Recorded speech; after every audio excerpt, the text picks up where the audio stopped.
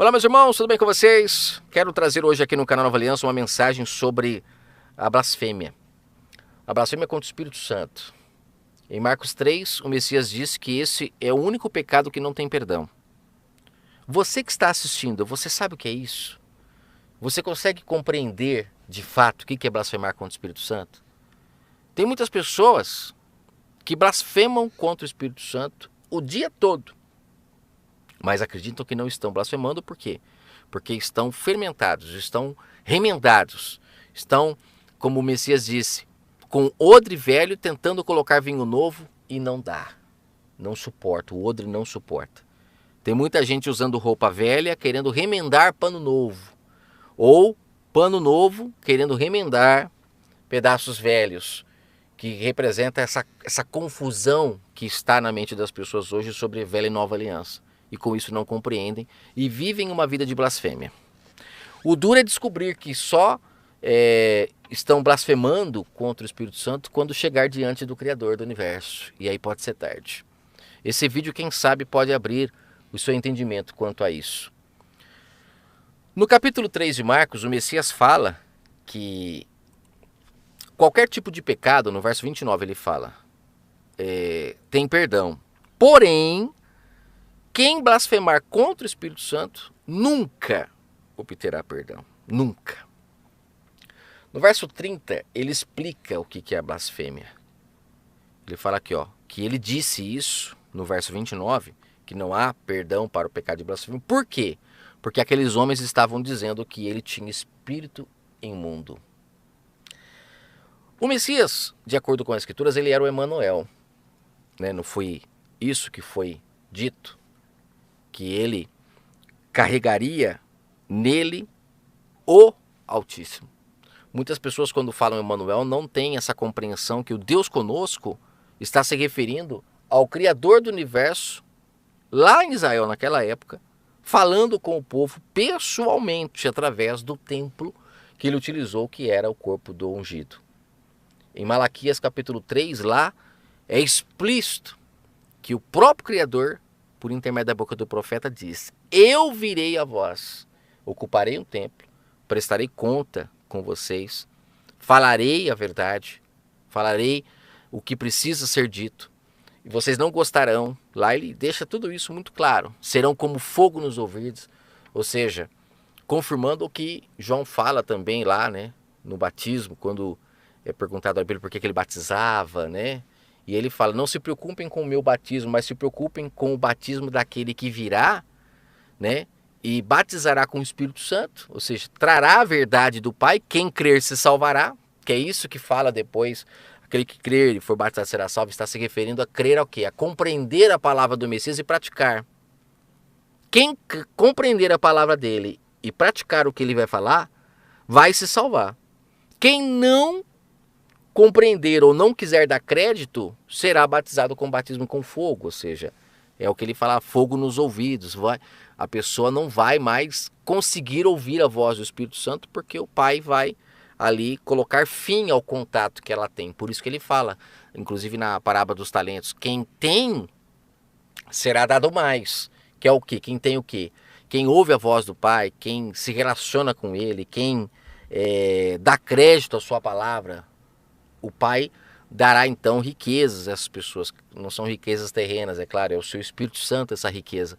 Agora, quem não dá crédito, até o que tem, um pouquinho que tem, seria tirado.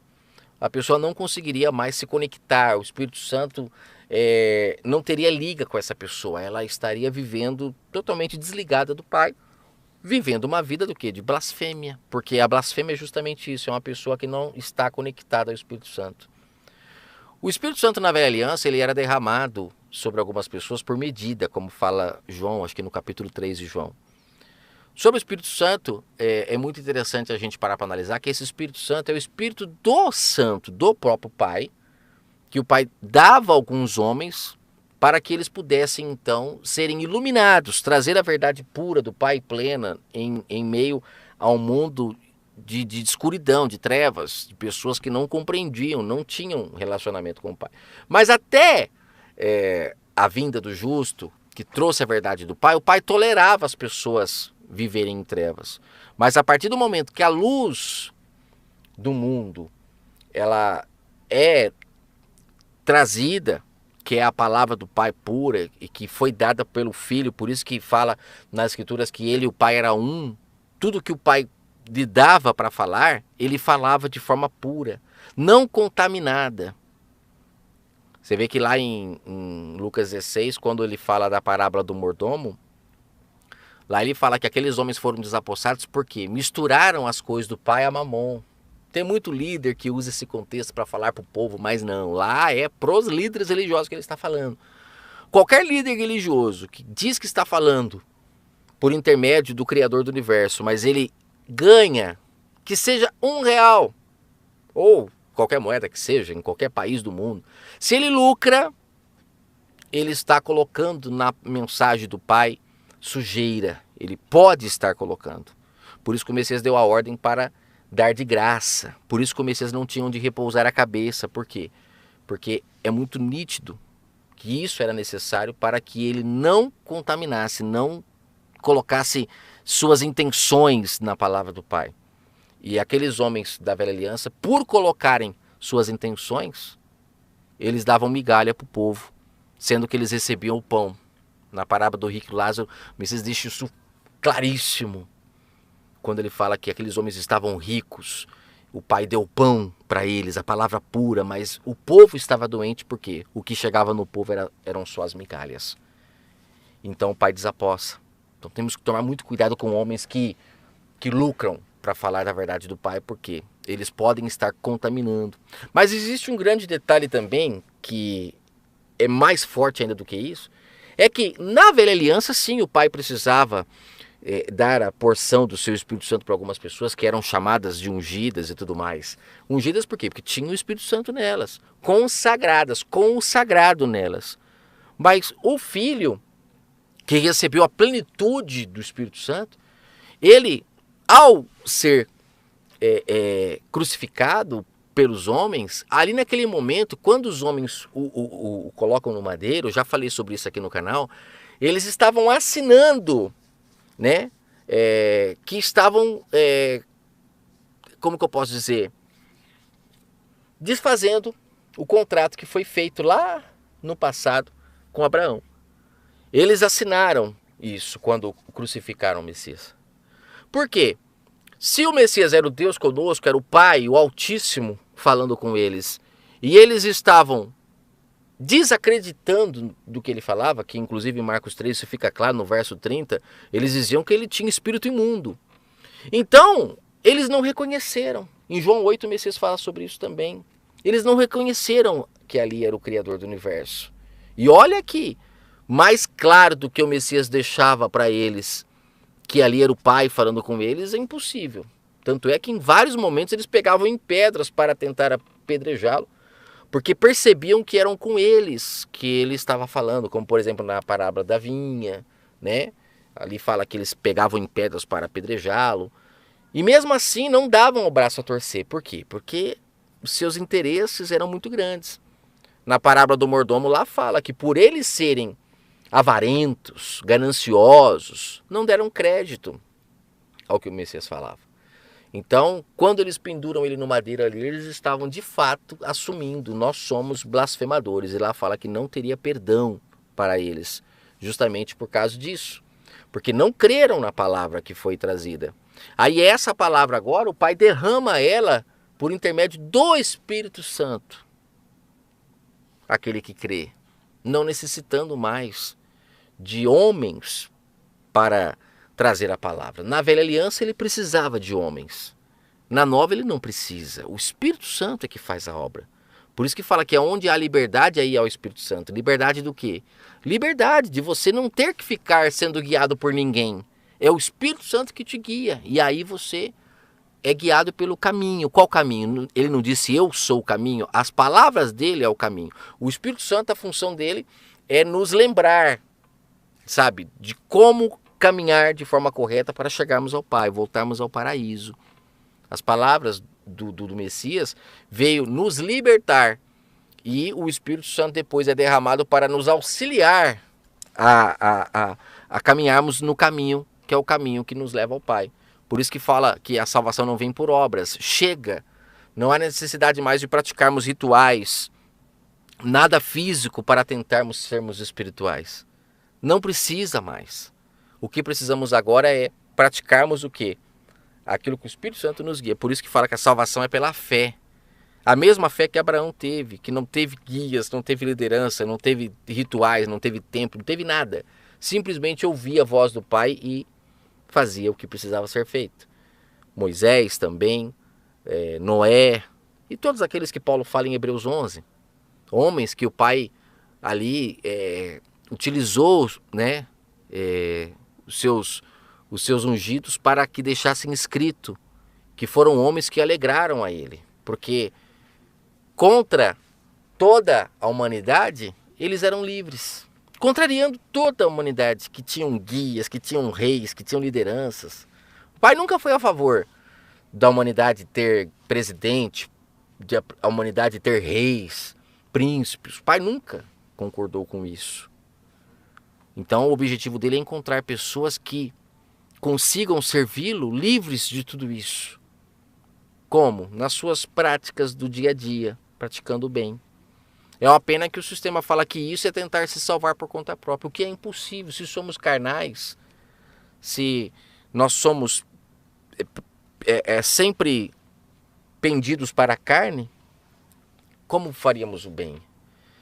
O bem que fazemos caracteriza que estamos ouvindo a voz do Espírito Santo.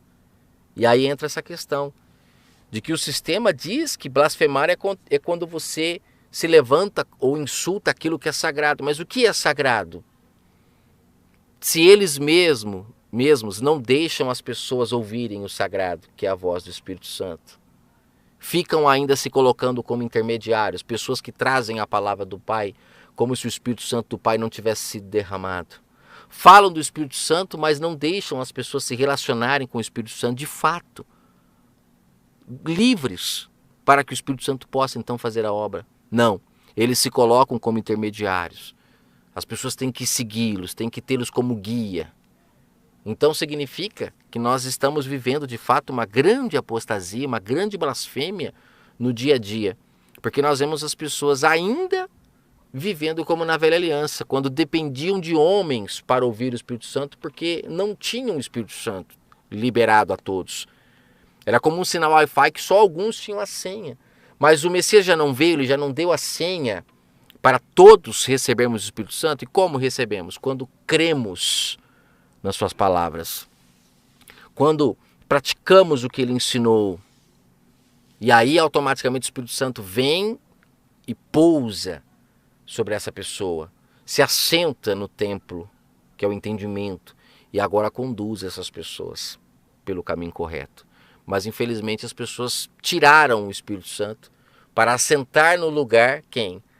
A blasfêmia, o engano, os homens, a mentira e o pior, de homens que lucram, que se beneficiam, que têm interesses. Com isso as suas mensagens na grande maioria saem toda suja e o povo bebe dessa água. Mas o Pai procura aqueles que ainda não tenham como fala aqui no verso 30 de Marcos 3, como espírito imundo, aquele que fala em seus ouvidos. Mas que tenham como espírito imundo aqueles que saem da boca dos homens. O próprio Messias, para finalizar, ele disse, na tentação do deserto, eu como do pão que vem da boca do Altíssimo. E nós estamos comendo o pão que vem da boca de quem? Lá ele fala que não comia do pão que vinha da boca dos homens. Será que isso não é o suficiente para entendermos que estamos vivendo numa blasfêmia tão grande? Onde as pessoas precisam sair de casa para ouvir alguém falar por intermédio de Deus? Precisam ligar a rádio, a TV para assistir ali uma mensagem? Será que não estão ouvindo a voz dos homens? Isso não seria uma blasfêmia aos olhos do Pai? Aí você vai falar, nossa, então está tudo perdido. Sim, por isso o caminho é estreito. Difícil aquele que ouve a voz do Espírito Santo é guiado por ele. A maioria está escravo nas mãos dos homens, não tem liberdade e o Espírito Santo então não atua. Mas aquele que é livre E nós somos comprados para isso. O Espírito Santo vem e a conduz para o caminho da salvação. Um forte abraço a todos.